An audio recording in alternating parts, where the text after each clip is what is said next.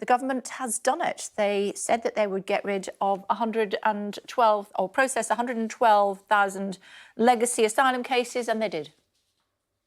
Well, good morning, Kay. Nice to be with you. I mean, look, I think this is the start of what we're going to see a lot of this year from the Conservatives, which is salami slicing data to try to suit their general election narrative. We know from the evidence, from the data, that the asylum backlog is 8 times higher than it was when Labour was last in government, and yet they've claimed they've reduced these numbers, and they've reduced them a little, and we welcome that.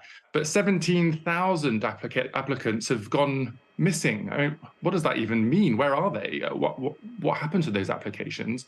And it's not just an issue of processing the applications, it's also an issue of then returning asylum seekers to their home countries when their applications have been rejected. And we know that there are 56,000 of those people sitting in the UK now waiting to be returned home. That's why we've said that a Labour government won't only just increase the number of caseworkers processing the applications, but also the number of officers in the returns unit to help return people home safely and quickly once their applications have been rejected. This is a statistical headline from the Conservatives today, but they haven't dealt with the root cause of the issue. When I put it to the Home Secretary that deploying an additional 1,200 caseworkers had brought down the numbers, and I asked him why it hadn't been done previously, he said he didn't know. Do you? Well, I suspect he did it because that was our policy in the Labour Party. Our Shadow Home Secretary, Yvette Cooper, said some time ago that what we needed to do was increase the number of caseworkers, and specifically the seniority of those caseworkers, so that they could make quicker, more independent decisions without it being backlogged in a longer process. We said we would do that. The Conservatives have adopted part of that policy, and that's made some progress. We welcome that, but the fact is there are still these root cause problems that they need to deal with. On hotel use, for example, the government said they were going to get it down, but it's gone up, and it's now costing more than £2 billion a year for the taxpayer. There are problems across the whole of the asylum system because after 13 years of the Conservatives in government, they've left it broken. You have to give them some applause, do you not? Does it all have to be brickbats? I mean, migrant boat crossings to Europe are up by 80%, but they've fallen by 36% to the UK over the past year.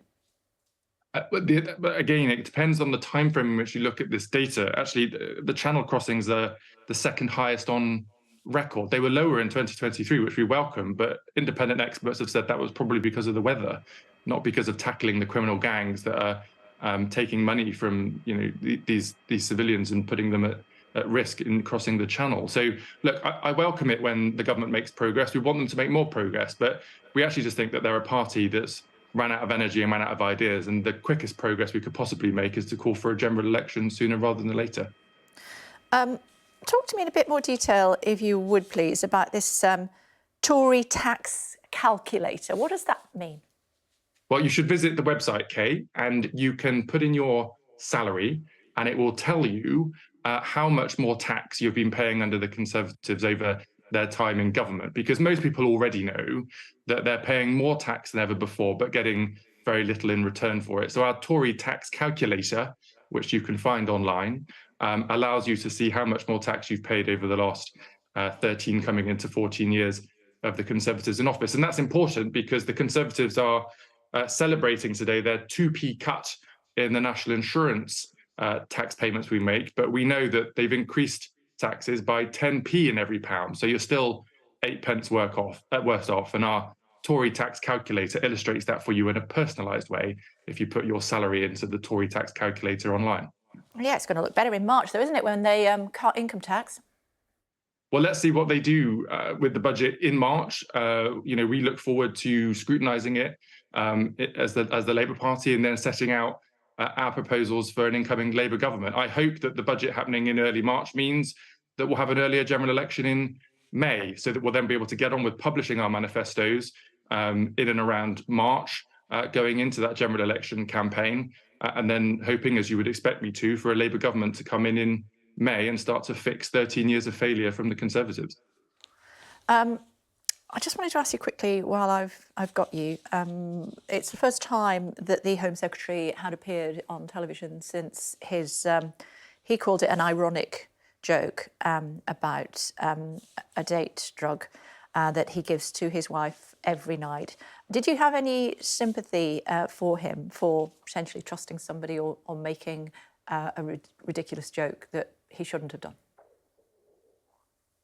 Well, it's for the Home Secretary to be accountable for his behaviour.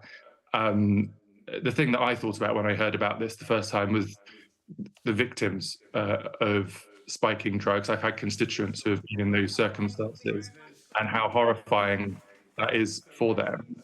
And the Home Secretary has apologised, but I think he's got more to do to repair trust with the victims of this egregious crime. And I think he actually needs to follow up more with actions as well as words to show what the government's going to do to take further action, support victims of violence against women and girls, which we know is a horrific problem that has gotten worse in recent years, not better.